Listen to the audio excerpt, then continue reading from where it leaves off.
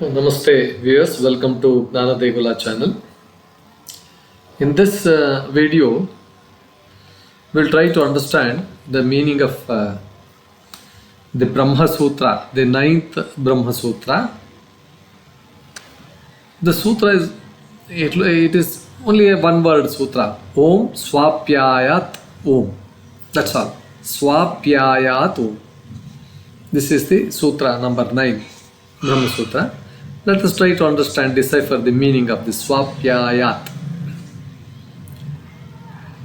So, the meaning will be the dissolution of the individual self into Brahman.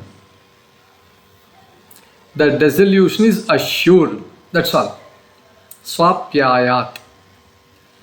The dissolution of the individual self into Brahman is assured on the realization of Brahman. This is the meaning. Now, this sutra is a part of a Samanvaya Adhyaya. So that is the reconciliatory Adhyaya, reconciliatory through reconciliation through harmony. Specifically in this ninth sutra, the first chapter of Brahma Sutra focuses on establishing the unity of Brahman, of the central theme of all the Upanishads. So what the Upanishad says, the central theme is the unity. Here this sutra asserts that upon realization of the Supreme Brahman, the individual self Jiva merges back into its original unchanging reality, which is Brahman. This is what it means. It says. Now, Sri Adi Shankaracharya in his commentary explains that this term Swapyayāt means merging back or dissolution. So this merging is not something like physical merging. He explains that it is a realization of non-separation. It's not that this goes and then merges there. It is realization, just realization of the non-separation. When this ignorance, avidya,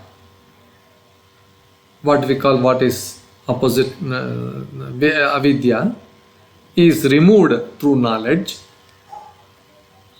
through jnana, the individual self recognizes its eternal oneness with Brahman. So, according to Sri Adi Shankaracharya, Swapyayāt indicates the return to the original state of Brahman, where there is no duality. Here, the notion of separateness, that it is different, I am different, was an illusion born out of ignorance. With the realization of self-knowledge, with the dawn of self-knowledge, the illusion is removed, the illusion is destroyed, and the self abides in its true form, Brahman. So Sri Adi Shankaracharya emphasizes that this is not a transformation. It is not that kind of, there is nothing, there are no 2-3 things for transformation. It's only realization of what already is there. So the examples given are like rivers merging into the ocean, losing their individual identity and becoming one with the vastness of the sea. The Jiva merges into Brahman upon true realization. This is the meaning. Some scriptural references from the Upanishads, if you take, the Mundaka Upanishad. One second, please.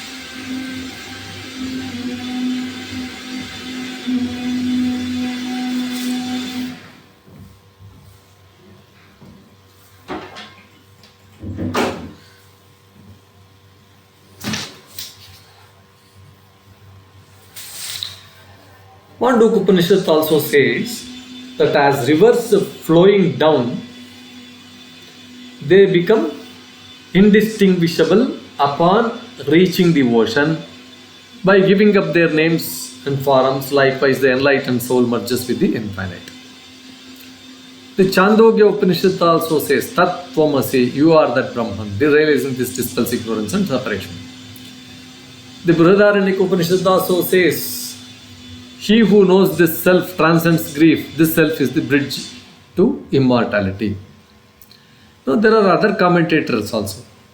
Sri Ramanuja, he interprets this sutra as the soul's return to its divine nature.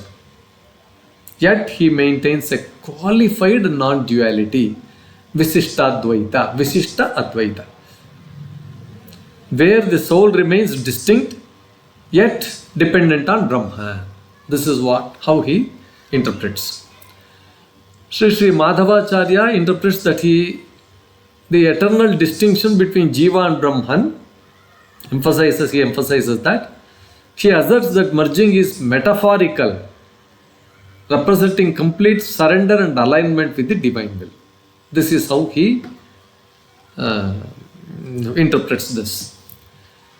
One more, Sri Nimbarka, he agrees with the concept of merging, but explains it as a realization of eternal oneness in quality.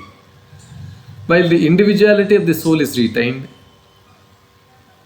he says it is eternal oneness in quality. Then Vallabha, the latest, he describes the merging as a joyous return to the divine play, divine Leela of Krishna Leela, where the soul experiences divine bliss in complete unity. So, the sutra is crucial in understanding the Advaita, non-duality perspective, where all separation is seen as an illusion of the mind. True knowledge reveals that the soul was never separate from the Brahman. The realization of this unity is termed as Moksha. Some of the key takeaways here. The term Swapyayāt represents the soul's return to its original nature. Ignorance is the cause of perceived separation. Knowledge restores unity.